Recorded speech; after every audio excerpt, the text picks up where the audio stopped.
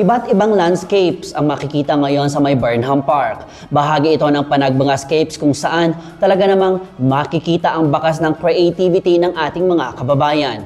Pasyalan ito sa report ni PIA-BSU intern Karina Fernandez. Muling itinatampok ang husay at talento ng mga lokal na landscaper sa pamamagitan ng isang makulay na exhibit na matatagpuan dito sa Rose Garden, Burnham Park. Isang makulay na tanawin ang bubungad sa mga bisita ng Rose Garden sa Burnham Park matapos ilunsad ang Landscape Exhibition and Design Challenge. Kabuuang 36 na landscape installations ang tampok sa exhibit bilang bahagi ng Panagbunga Festival. Ang mga installations ay gawa ng mga landscapers mula sa iba't ibang bahagi ng lungsod ng Baguio at Benguet. Nahahati ang mga disenyo sa tatlong kategorya: Open Category, Carpet of Flowers at Vertical Landscaping, na may tig-12 entry sa bawat kategorya. Ayon kay Christine Epi Palongyas, sa pagsali niya sa kompetisyon na ito ay nakakakuha siya ng mga kliyente. Siyempre napopromote namin yung mga gawa namin. Tapos nakakakuha kami ng mga nagpapalandscape. Dito kami na-advertise sa Panagbunga. Isa rin sa mga matagal nang sumasali sa paligsahan na ito ay ang Tanyas Garden.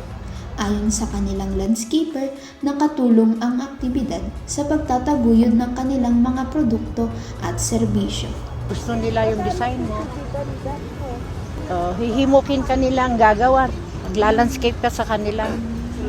Kung ganitong design ang gusto nila, o yung ganun lang, falls, pwede rin. Meron naman yung bumibili. Kung anong ipipinpoint dyan, yun lang ang bibilin. Pero as of now, ito lang muna ang binebenta.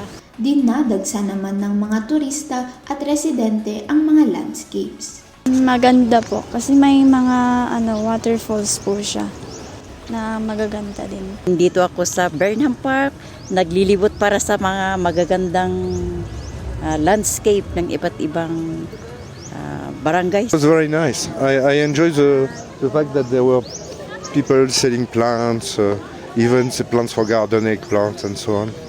It was a nice place, globally speaking, and peaceful.